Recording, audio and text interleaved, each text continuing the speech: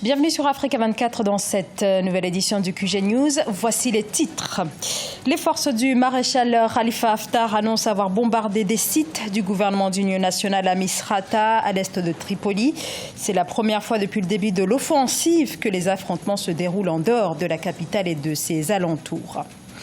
Plus de 5000 postes à pourvoir dans la fonction publique au Cameroun. Parmi les secteurs concernés, la santé ou encore l'enseignement. Et l'initiation des plus jeunes à l'art sous toutes ses formes. L'initiative est lancée au Bénin. Reportage à suivre. Mais avant de développer ces titres, cette rencontre qui fait figure d'événements politiques majeurs en Côte d'Ivoire, les anciens chefs d'État, Henri Konan Bédié et Laurent Gbagbo, se sont vus ce lundi à Bruxelles, un acte fort à la fois républicain et fraternel qui doit être partagé et soutenu dans l'amorce de la réconciliation nationale. Ce sont les mots de Laurent Gbagbo pour qualifier sa rencontre avec Henri Konan Bédié. Le président du PDCI-RDA lui affirme souhaiter le retour rapide en Côte d'Ivoire du président du FPI pour, je cite, participer activement au processus de réconciliation nationale. Mais rien n'a filtré par contre en ce qui concerne une éventuelle alliance politique dans la perspective de l'élection présidentielle de 2020. En Libye, l'offensive sur Tripoli se poursuit et même au-delà, car les forces du maréchal Khalifa Haftar auraient bombardé ces derniers jours la ville de Misrata, à 200 km à l'est de Tripoli, des sites militaires du gouvernement d'union nationale. Une intensification donc des combats dans le camp de Khalifa Haftar, dont l'offensive lancée depuis le 4 avril a fait plus de 1000 morts et plus de 100 000 personnes obligées de fuir les zones de combat. Ange Bijou-Nomenyo. Les frappes armées continuent de s'intensifier entre les troupes du gouvernement d'union nationale et celles de l'armée nationale libyenne. Depuis le déclenchement d'une offensive par le maréchal Khalifa Haftar le 4 avril 2019, les attaques n'ont pas cessé de se multiplier entre ces deux forces loyalistes.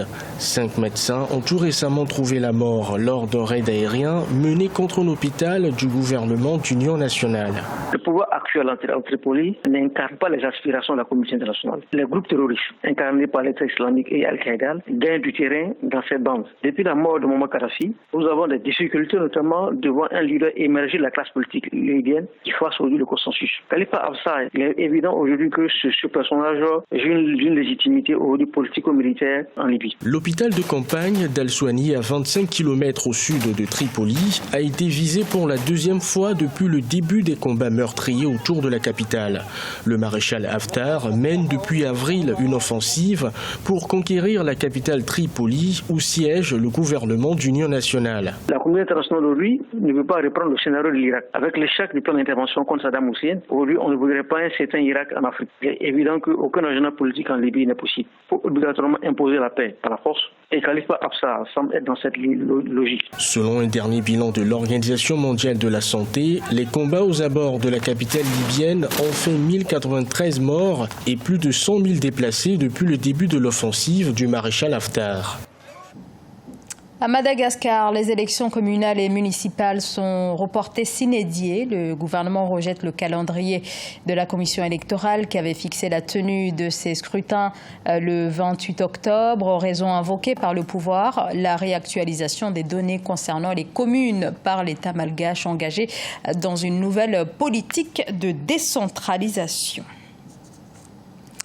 Au Cameroun, plus de 5000 postes sont à pourvoir dans la fonction publique pour l'année 2019, 200 de plus qu'en 2018 au Cameroun où le nombre de fonctionnaires est de 260 000, soit un taux de renouvellement de plus de 70%.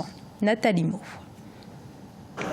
La saison des concours de recrutement dans la fonction publique du Cameroun pour le compte de l'année 2019 est ouverte. Le gouvernement tend ainsi la main à plus de 5400 jeunes chercheurs d'emploi. On note de 2018 à 2019 une augmentation de 232 places dans la fonction publique. Ce plan de recrutement a permis les actions ci-après.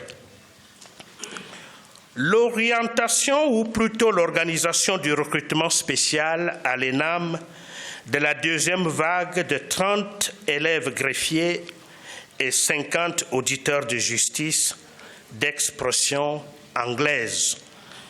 Ils sont destinés aux juridictions des régions du Nord-Ouest et du Sud-Ouest. 1920 autres places qui sont mises en compétition, soit 16 arrêtés relatifs à 15 corps de fonctionnaires.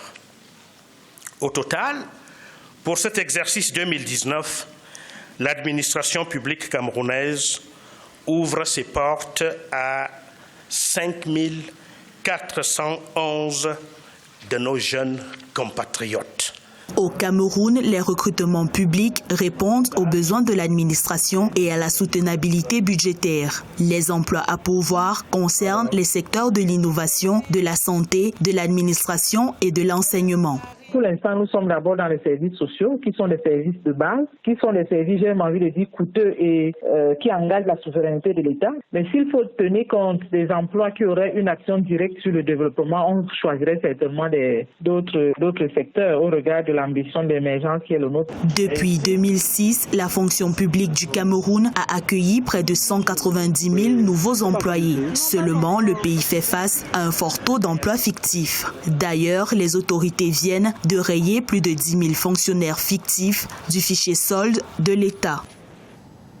Dans l'actualité également, le déplacement du président indien Ramnath Kovind en Afrique de l'Ouest, une visite d'une semaine, première escale au Bénin où se trouvent 230 sociétés indiennes opérant notamment dans le domaine du textile. L'Inde qui cherche à étendre son poids économique sur le continent africain, surtout depuis la montée en puissance de la Chine.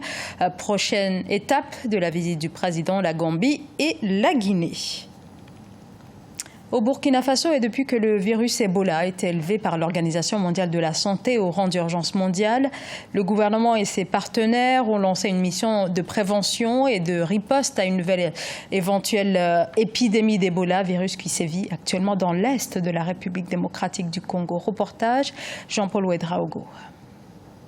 Au Burkina Faso, les autorités sanitaires se veulent rassurantes après la déclaration d'il y a une semaine par l'OMS que l'épidémie d'Ebola en République démocratique du Congo est une urgence de portée internationale. Ce mercredi 24 juillet, aux côtés de son partenaire, l'Organisation ouest-africaine de la santé, le ministère de la Santé a informé les populations des mesures prises pour faire face à la maladie si elle venait à se déclarer sur le territoire. Vous avez vu quelque chose qui n'est pas habituel, il faut reporter à l'agent de santé communautaire, à l'agent de santé au niveau de CSPS, en tout cas, saisissez la personne la plus proche ou à l'administration.